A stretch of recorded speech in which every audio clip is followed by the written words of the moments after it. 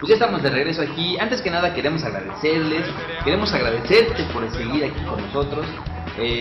Bueno, ahorita hablando de los que están ahí detrás del televisor, hay una frase o una expresión de que son los amigos invisibles. A mí hay un grupo venezolano que son los amigos invisibles, que a mí me laten bastante, y investigando acerca de ellos, escogieron su nombre por eso, porque un tipo en la televisión llamaba a los televidentes los amigos invisibles, porque los considera sus cuates, pero pues lógico, no los ven, no estamos viendo a las personas que nos ven a nosotros. ¿Y crees que realmente la mayoría de los chavos que nos ven o la gente en general sean nuestros amigos? No sé, pues no puedes ser amigo de alguien a quien no conoces, pero pues poco a poco nos van conociendo. Pero ya nos estamos saliendo del tema. Si regresamos, porque estamos hablando del 2 de octubre, de la matanza de Tlatelolco, porque en realidad fue una matanza orquestada por el gobierno de Díaz Ordaz, uno de los... Dilo, ni siquiera vale la pena mencionarlo a él ni a Echeverría, fueron, imagínate, es bastante triste y bastante lamentable que en nuestro país personas de ese tipo hayan llegado a ser presidentes, hayan llegado a ser los principales o los mandatarios de toda una nación. Los representantes, ¿no? Pero hablábamos desde hace ratito antes de los alcoholes, que los estudiantes, la comunidad estudiantil siempre ha sido como que la punta de lanza de los movimientos sociales. En realidad siempre ha sido así. Yo recuerdo, por ejemplo, bueno, para no salirnos del tema, en eso, o sea, cuando el país estaba atravesando por una crisis económica o por problemas económicos pues bastante graves, querían aumentar las cuotas en la universidad, querían cobrarles de más, y pues lógico los estudiantes no se dejaron, aparte que todo eso estaba como que como que influenciado porque México iba a tener las Olimpiadas en ese año. Sí, pero por ejemplo, creo que fue en el tercer movimiento que hicieron, bueno, no en el tercer movimiento, en la tercera manifestación que hicieron los estudiantes, en donde tomaron una de las vocacionales, la 1, la 2 y la 3 del Politécnico. Ellos decían que el 26 de julio iban a tener 2 manifestaciones. Entonces, la primera era para como que reclamarle al gobierno que la primera vez que ellos se quisieron manifestar fueron agredidos por los granaderos. Esa era la primera razón y la más importante de la primera manifestación.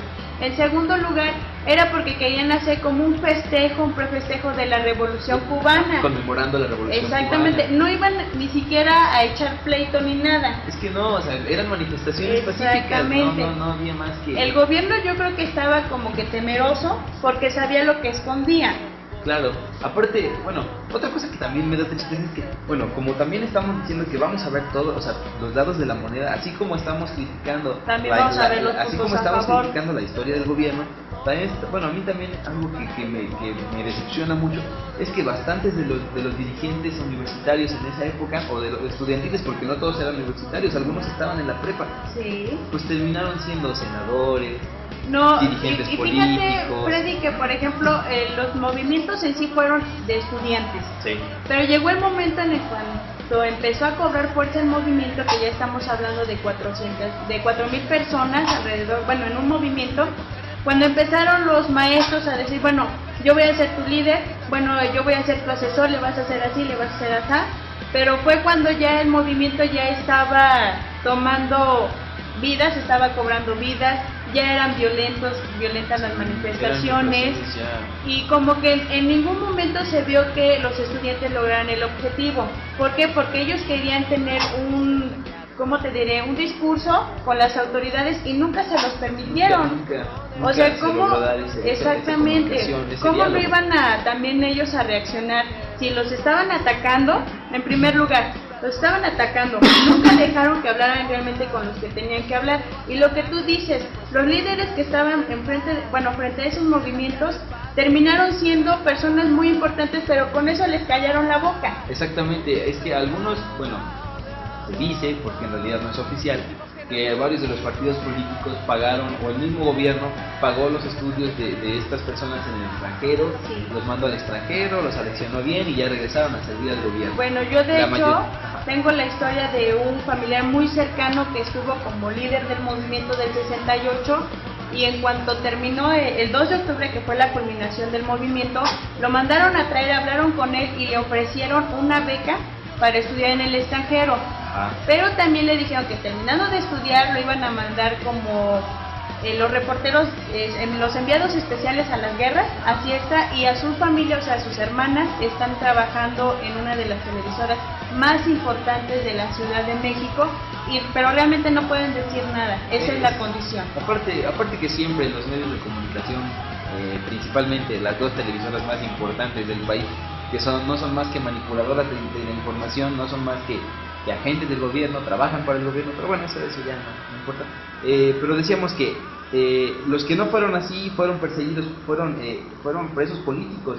Sí. Hubo muchos dirigentes estudiantiles que cayeron en la cárcel sin en realidad haber cometido algún delito, solamente como no se dejaron sobornar, a los que les fue bien los metieron a la cárcel, a los que no los mataron, porque así hay que decir las cosas como son.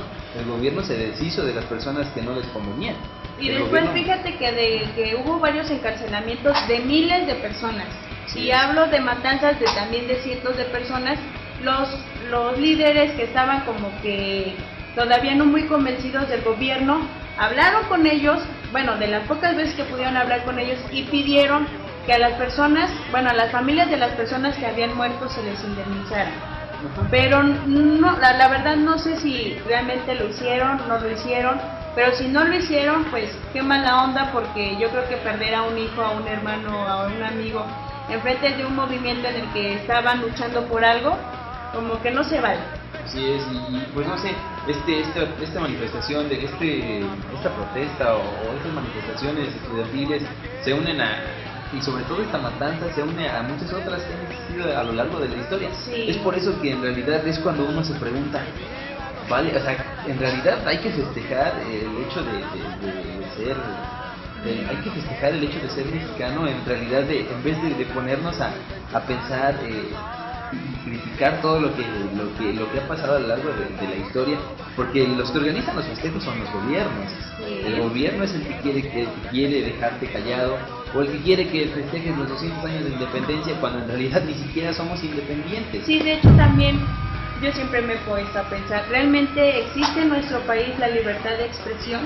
O sea, podemos expresarnos tal y como queremos, podemos decir lo que sentimos y lo que pensamos. Yo estoy convencido de que no. Yo estoy no convencido que no puede, no mundo. existe la libertad de expresión. Es una libertad de expresión bastante disfrazada. Mira, la libertad de expresión se da cuando tú estás a favor de un cierto político o de un cierto modelo económico. Cuando estás en contra, no puedes hablar. Ahí es cuando te limitan y te truncan tu libertad de expresión. Y un ejemplo bastante claro de esto se ha dado en nuestro estado, se ha dado en el estado de Puebla, que todo el mundo debe saber acerca de esa violación a los derechos humanos, a la libertad de expresión, que pasó hace poco con uno de los principales políticos del que estado. tiene mucho que ver con la palabra preciosa. Está bien, pues qué tal si amanecemos muertos, ya mejor cambiamos el tema. No, ¿y qué tal si a mí me cambian por unas botellitas? Ok, ya mejor que te den las botellitas por mí, me dejarías perder. Parece que están hablando a la producción por teléfono de parte de una dependencia de gobierno, así que mejor vamos a un corte. Vamos a cambiar de tema y regresamos. porque ya temo por mi vida. Nos vemos.